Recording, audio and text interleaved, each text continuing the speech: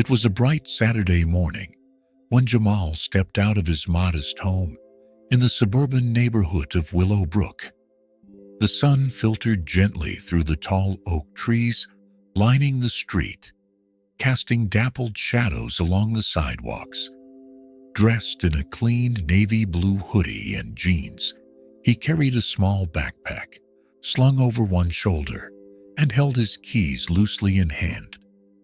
It was supposed to be a simple walk to the local bookstore, a weekend ritual he enjoyed to clear his mind and catch up on the latest political biographies. Jamal, 29, had always been fond of quiet routines. As he made his way down the street, his mind wandered to the chapters he'd left unfinished the night before. The world around him was peaceful, filled with the chirping of birds and the distant laughter of children playing in front yards.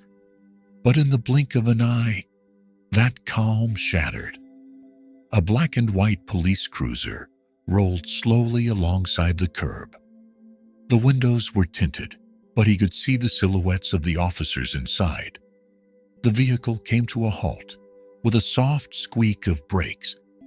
Jamal glanced sideways, curious, but not alarmed. After all, he was just walking.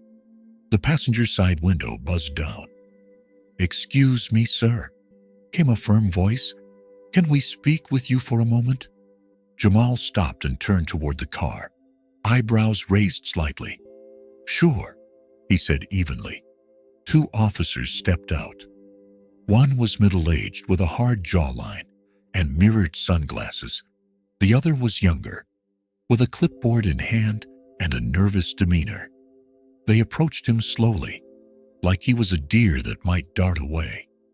"We received a call about suspicious activity in the area," the older officer said, his tone devoid of warmth. "Mind telling us what you're doing here?" Jamal blinked. "Walking?" he replied. "To the bookstore. It's 3 blocks from here." "Do you live around here?" the younger officer interjected. "Yes," Jamal said, pointing back down the street. "Just a couple houses over." The older cop crossed his arms. "We're going to need to see some ID." There it was, the sudden shift from civil discourse to a demand. Jamal felt the familiar tightening in his chest, a sensation he'd experienced more times than he could count. Being questioned, doubted, and suspected for simply existing in his skin. "It's in my backpack," he said calmly. "May I reach for it?" The officers nodded, one hand moving subtly toward the holster at his hip. Jamal moved slowly, deliberately. He unzipped the front pouch of his backpack and pulled out his leather wallet. From it, he slid out a card and handed it to the officer. A moment passed, then another. The older cop stared at the ID in his hand, and Jamal watched his expression change from suspicion to confusion, and then to stunned silence. The ID read, "Jamal Thompson, Special Assistant to the U.S. Secretary of Defense." It wasn't fake. It had the appropriate hologram, the watermark, and the federal emblem that shimmered in the sunlight. This is real?" the younger cop stammered.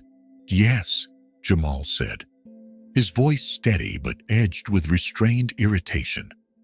"I just returned home for a few weeks. My mother's undergoing surgery at the local hospital." The officers exchanged looks. The air grew awkward, thick with their unspoken embarrassment. "We apologize, sir," the older officer finally said, his earlier bravado drained from his voice. Jamal didn't respond immediately. He let the silence stretch between them. Then he spoke. "You stopped me for walking, wearing a hoodie, in a neighborhood I grew up in. And the only thing that made you back off was a piece of plastic." Neither officer had anything to say. "Next time," Jamal continued, "ask yourself if you'd stop a man who looked different from me for the same reason." They nodded mutely. then retreated back to their cruiser. The tires crunched against the gravel as the vehicle drove away. Jamal stood there for a long moment. The morning had lost its glow.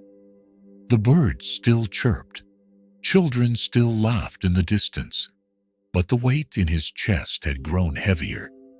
He turned and kept walking. By the time he reached the bookstore, he had decided something. This couldn't keep happening. The next few months changed everything. Jamal wrote an op-ed that went viral. "The day my ID protected me, but it shouldn't have to." He spoke on panels, joined community advocacy groups, and started a national campaign promoting awareness around implicit bias in law enforcement. His calm but powerful voice began making waves beyond Willowbrook. Then came the call. A congresswoman from his district asked him to consider running for local office. "We need people like you," she said. "People who don't just talk about justice, but live it." Jamal ran. He won. From city councilman to state senator, his rise was meteoric. People remembered the ID story. It had humanized the issue. It put a face to the statistics. Years later, Jamal stood on a stage with red, white, and blue banners behind him. The crowd chanted his name. He looked out over the sea of faces, diverse, hopeful, though united, and thought about that morning.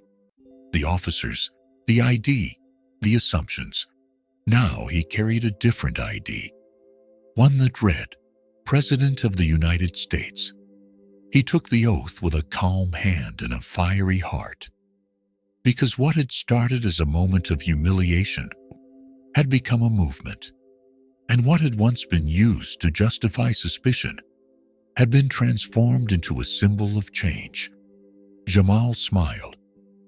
"I am American," he said in his inaugural address, "not because of a document or a title, but because I believe in liberty, equality, and justice for all." And today, we walk forward, together. And the crowd erupted, because the man once stopped for looking suspicious was now leading the nation, and nothing would ever be the same again. Thanks for watching. If this story moved you, like, comment, and subscribe. For more powerful real-life stories, turn on the notification bell so you never miss what's coming next. See you in the next video.